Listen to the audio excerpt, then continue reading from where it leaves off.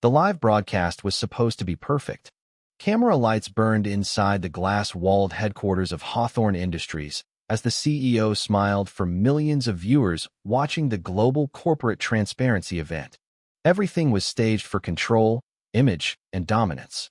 Perfect branding, perfect investors, perfect power. But then he turned and pointed at the janitor. "Take him out," the CEO said coldly without even lowering his smile. "He's distracting the image of this company." For half a second, no one moved. Then security stepped forward immediately. The janitor didn't resist. He didn't argue. He didn't even look at the CEO. He just slowly lowered his head, gripping his worn cleaning cart like it was the only stable thing in a collapsing world. And in front of live television, millions watched him being escorted out like he was nothing. Some employees smirked. Some looked away in embarrassment. The CEO didn't even check again. He had already erased him from his mind. But what no one knew, that moment had just activated something buried deep inside the company's own foundation. Something forgotten. Something irreversible. His name was Elias Mercer. To everyone in the building, he was invisible. A quiet man in his late 50s. Gray uniform, worn hands, slow steps. He cleaned floors no executive ever remembered walking on. He fixed leaks no manager ever reported. He arrived before sunrise and left after midnight, always avoiding attention. Not because he was weak, but because he had learned long ago that silence was safer than recognition. At home, life was heavier than steel. Bills stacked on the kitchen table.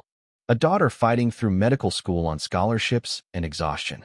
And a past he never spoke about, sealed away like it never existed. To the world, Elias Mercer was just a janitor. But reality was far more complicated. Young, ruthless, celebrated as a corporate genius. He believed power was visible. Loud speeches, sharp suits, public dominance. And today, he was using the live broadcast to increase stock value by showing clean corporate culture. Everything had to look flawless. No weak links. No distractions. No invisible people in the frame. So when Elias accidentally crossed behind the cameras pushing his cart, Victor snapped instantly. "Get him out." He didn't raise his voice. He didn't need to. Authority was automatic for him. The crowd laughed softly. A few investors shook their heads like they were watching something mildly annoying. A janitor interrupting greatness. Nothing more. Victor turned away immediately, already discussing numbers again. That was the exact moment he made his first irreversible mistake. 3 floors below the broadcast stage, behind an unmarked steel door, inside a forgotten archive wing no executive had entered in years. A storage room sat locked under layers of administrative neglect. Inside it, a file lay sealed in heavy corporate legal binding, dust-covered, untouched for 17 years. Stamped with outdated merger codes and inheritance clauses no one had ever re-verified. The document was not indexed in the modern system, not scanned, not digitized, forgotten. And inside it was a clause that legally changed everything. Full property ownership, controlling rights, and structural authority of Hawthorne Industries headquarters shall transfer to Elias Mercer, sole beneficiary. Not employee, not contractor, not even a shareholder. Owner. But buried beneath legal redundancy and corporate restructuring, the truth had been lost in time. And Elias had never been informed. Outside the building, the live broadcast clip exploded across social media. CEO fires janitor live on air. Corporate transparency turns savage. Dead weight removed in real time. Investors laughed. Executives praised the CEO's decisiveness. Victor smiled as engagement numbers spiked. He thought it was a victory moment. But exactly 47 minutes later, the first anomaly appeared. Security access panels flickered. Elevator authorization systems reset unexpectedly. Internal servers began rejecting executive credentials. At first, IT called it a glitch. Then a second system failed. Then a third. And then, the building stopped responding to its own leadership. A black sedan stopped outside the glass headquarters. Then another. Then 3 more. Quiet. Controlled. Official. The CEO was mid-interview when his assistant rushed in, breathing hard. "Sir, there are lawyers downstairs." Victor didn't even blink. "Tell them to wait." The assistant shook his head. "They're not here to wait." A pause. Victor finally looked up. "What do they want?" The assistant's voice dropped. "They're saying they represent the legal owner of this building." Silence fell in the room. For the first time, Victor frowned. "That's impossible." Then, the elevator doors chimed. Downstairs, the lobby doors opened, and Elias Mercer walked back in. But not alone anymore. This time, he was surrounded by legal counsel, federal property enforcement officers, and a court-appointed executor. His presence was quiet, but the atmosphere changed instantly. People stopped breathing normally. Security guards hesitated, unsure whether they even had authority anymore. Elias didn't look around. He didn't need to. He already knew exactly where he was going. Upstairs, Victor moved quickly toward the glass railing overlooking the lobby. "What is this?" he demanded. His assistant couldn't answer, because the entire building network had locked them out.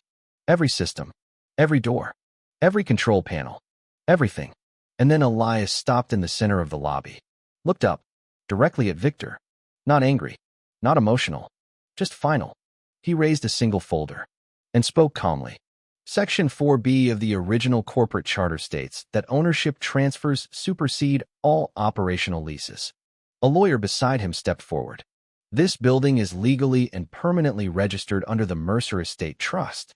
Another document was opened, stamped, verified, court certified, unchallengeable. Victor's expression broke. Not instantly, but piece by piece. Confusion first, then disbelief, then panic. "No," he whispered. "That's not possible." Every step echoed through the silent lobby. Security didn't move. No one dared to, because no one knew who they worked for anymore. And then came the final sentence. "The corporation currently operating here," the lawyer said, "is leasing property it does not own." A pause. Then, "The lease is hereby terminated." The building did not collapse. There were no explosions, no dramatic destruction, just silence. Cold, administrative silence. Systems shutting down one by one. Doors reassigning ownership permissions. Access levels dissolving in real time. Employees being politely but firmly escorted out by enforcement officers. Victor stood frozen behind the glass wall of his office as everything he built began slipping away without violence, without resistance, without emotion. Just law, just truth, just correction. Hours later, the building was quiet. The chaos was gone, the power structure erased, and Elias stood alone in the lobby. For a moment, he looked around as if remembering something he had once tried to forget. The same floors he cleaned, the same walls he ignored, the same people who never saw him. A reporter shouted from outside the entrance. "Who are you really?" Elias didn't stop walking.